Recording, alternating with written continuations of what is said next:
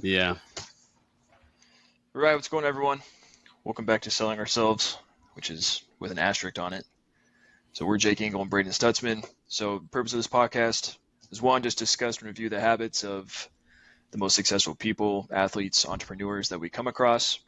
Um, Two, and then be able to document our journey of becoming entrepreneurs into our first million, because we wish the top of the top documented their way too. So we hope to do the same. Today, the topic we're talking about is structuring your day. So the things we've come across, we see a pretty distinct difference between the top sellers and the mediocre to bottom class sellers and how they manage their time. And so we're going to talk about some of the 4 ways we see the best manage their day to day, and then give you some actionable ways you can think about your mornings, afternoons, and evenings. So I think we'll kick it off from right there of maybe breaking up our day into 3 chunks and then kind of giving us a simple structure of how we want to go about it. So I'll tee it off to you, Studs. For sure. I think not a super sexy topic today, but a very tactical one that I think, like you said, separates the good from the great. It's a good way to put that. But just to set the context a little bit, we're both account executives and we have SDRs putting meetings on our calendars. We've got channels throwing meetings on our calendars. So there's a lot of conflicting things going on in our day to day. Whether we're getting emails for quotes, we're getting SDRs reaching out to us about things. We got internal conversations we're having. And so what prompted the reason for this being a topic today is just all of the competing priorities we have on a day to day, and a lot of people tend to get lost in the low leverage type tasks. And so hopefully we can set forward a structure that can help you focus more on the high leverage activities that'll actually help you book more business and not look down at your clock at the end of the day and be like, wow, I sent like 10 emails and didn't ever talk to a customer or get anything done. So Yeah, I think the reality is I'm sure it's a pretty common concept that everybody's heard, but we all have the same time of the day.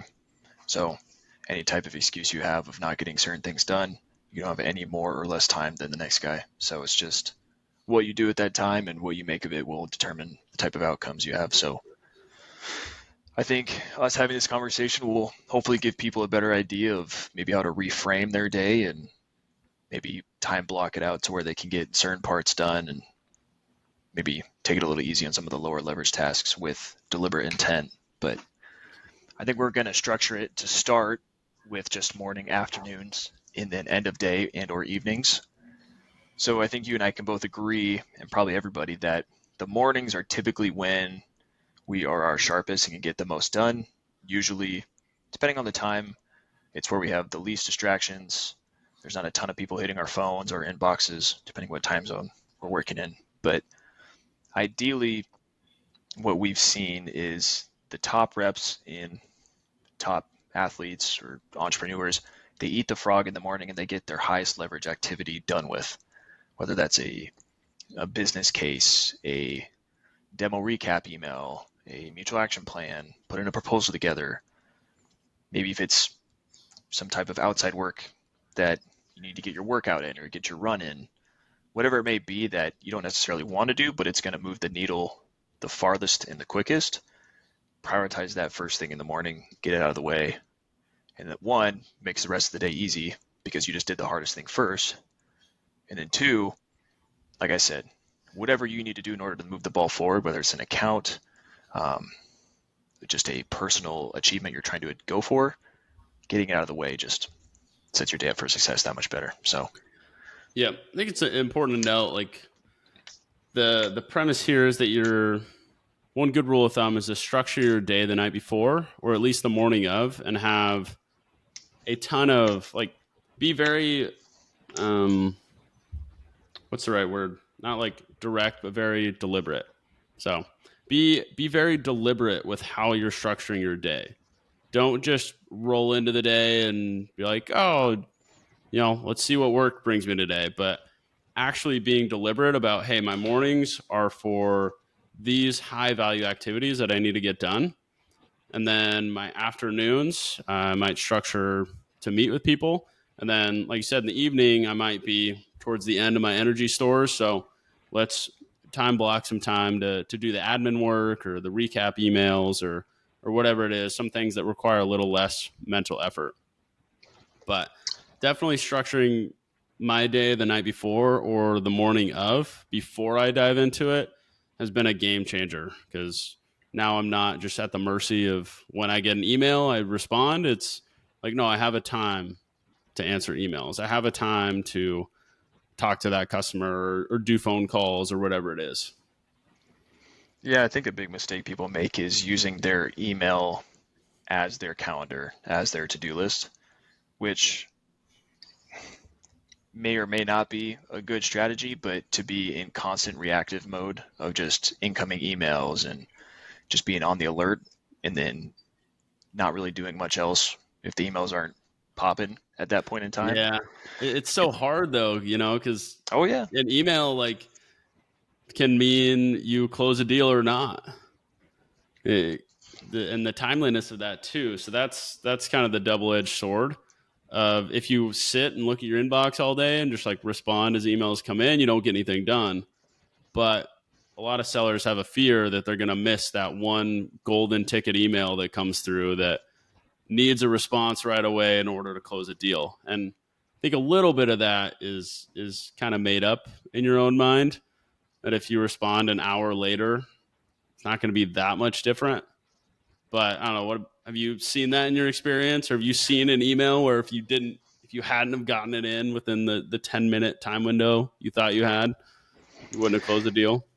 Yeah, I mean, taking an excerpt from Deep Work, Caleb Newport says if email is that important to your day to day and you have to respond to it rather quickly, or you are one of those people, maybe an SMB or a booming commercial enterprise business where you're getting a ton of emails, maybe you have to put 15 minutes on your calendar every hour to solely designate for emails.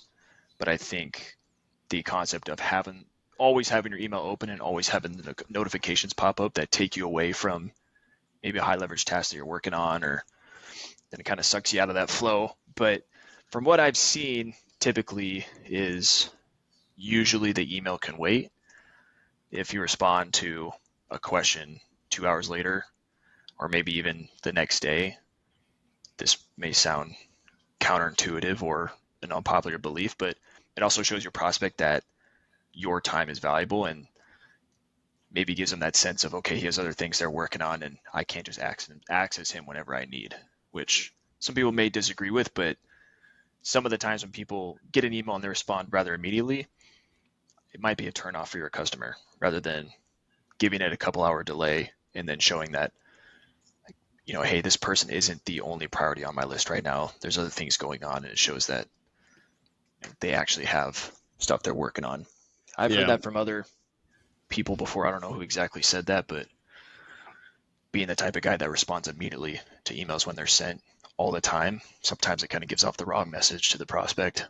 Yeah. And indirectly, whether they realize this or not, if you're not responding right away, it probably means you're working on something else. And so when you're working on that particular prospect's business case or ROI analysis or whatever deep work you need to get done for that account, then you're also not responding to other prospects' emails. So you have much better focus on the high value activities you need to get done for that account. So a later response to an email is worth it when you're able to dedicate more focus and time to that account overall. I think something too, if you remember from Deep Work, to reference that again, is it's better to maybe take a step back and not respond immediately and craft a really thorough response that maybe cuts out the opportunity to send 2 or 3 or 4 more emails after that. Instead of sending a really surface level response to that email, now that email might require 2, 3, 4, 5 responses in a row. That takes you away from other tasks in and of itself, when you could have just responded to the email, but also almost giving yourself the room for error of the potential of the questions they could ask and just providing it in that one email and just cutting it off. So where it's I send this solid email that may answer the direct question, but may reference some other things that may come up that might give you the opportunity just to avoid that dreaded 50 email chain thread that everyone has in their inbox. Totally. Sometimes it's worth the upfront effort to just knock it out and make it happen than it is to send a crappy email and have 25 more, for sure. Right. Yeah. And so I think the way you and I broke it down, and maybe people are asking, okay, well, what should I be focusing my time on? Or when in doubt, if you aren't doing anything, what are some things to fall back on? And so I think we broke it down into 5 tasks, not necessarily in any particular order. Well, one of them may be on the bottom of the list, but when in doubt, structure your time around either moving the pipe, building the pipe, doing what you can to close the pipe, working on high value skills, or time blocking around admin work. And when we say admin work, low leverage tasks that don't require a ton of mental bandwidth that you can do at the end of your day, just following up on emails, maybe some quick tasks, quick follow-up emails, whatever it may be. But the 4 income or revenue generating activities that we had talked about was moving pipe, building pipe, closing pipe, or setting aside time to work on building high value skills, which I think is good just in case some people are sitting there and just twiddling their thumbs or just clicking refresh on their email. They can say, okay, what can I do right now to do these 4 things? Yeah, I think it's good to have that overarching framework of like, here's what I spend my time on. And it's like you said, if you don't have anything to spend your time on, look at each of those 4 categories and be like, is there anything I can do to move pipe? Is there anything I can do to build more pipe? Is there anything I can do to close something? Or what else can I learn? And then it's like admin work's usually always there. So it's like, oh, I guess I can just attack this pile of admin work that I've got, and then I don't have to do that tomorrow, and I could focus on better things then. So totally agreed. Having that framework of like, here's the 5 things I spend time on. Now it's easier for me to think of things to do within that. But when you just show up to work and you're just like, what do I do? Puts you in a pretty tough spot. My personal default has always been training. Like if I'm bored, if I genuinely have nothing to do, or I'm just in, I don't know, for whatever, I'm not in the mood to do those other 3 revenue generating activities, I can always say, okay, I can watch some type of course video, or I can, you and I both love binging on Hormozy. So watching some type of something that will, sharpen the saw, I can always default to. Even if I'm not 100% present, I can just put something on that can, if I just do it for 30 minutes and just bust it out or whatever it may be. So one of the great parts of sales, for sure. There's always something to learn. There's always something you can go try and figure out how to do better, for sure.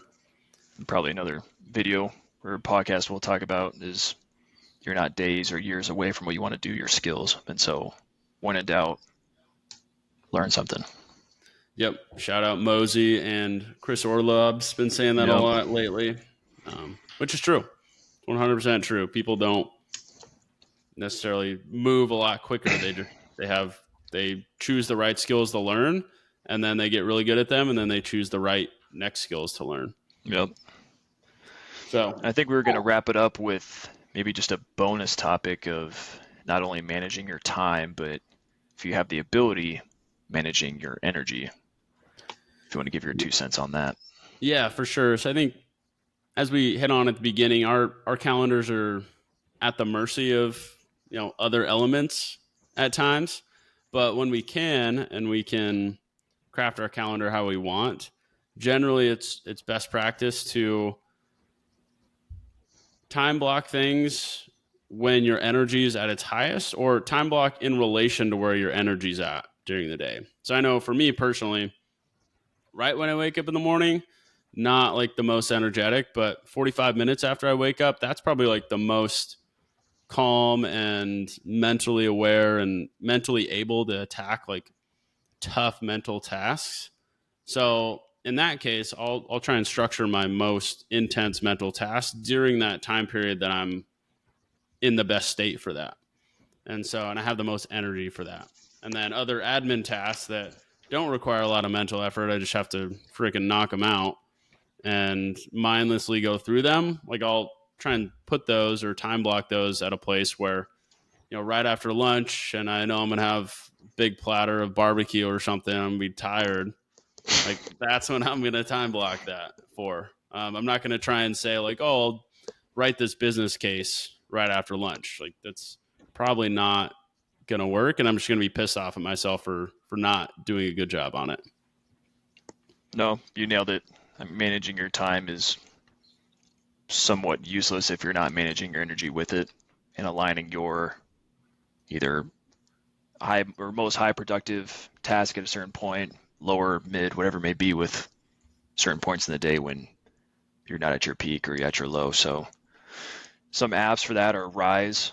If you guys are into understanding your circadian rhythm, it does a pretty good job of seeing where you have peaks and dips throughout the day, and you can align if you have the opportunity to structure your day around that. If not, just be kind of cognizant of maybe spending the next 2 weeks of documenting throughout the day when you feel you're most productive, when you feel your worst, when you feel like taking that mid-afternoon nap, when you feel like you get that peak again.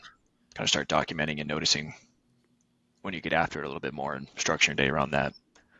So, for sure, Jake. That's it for today, man. I think that's going to wrap us up. Appreciate you, brother. We will be back in 2 days for another episode. So let's do it. All right. Peace.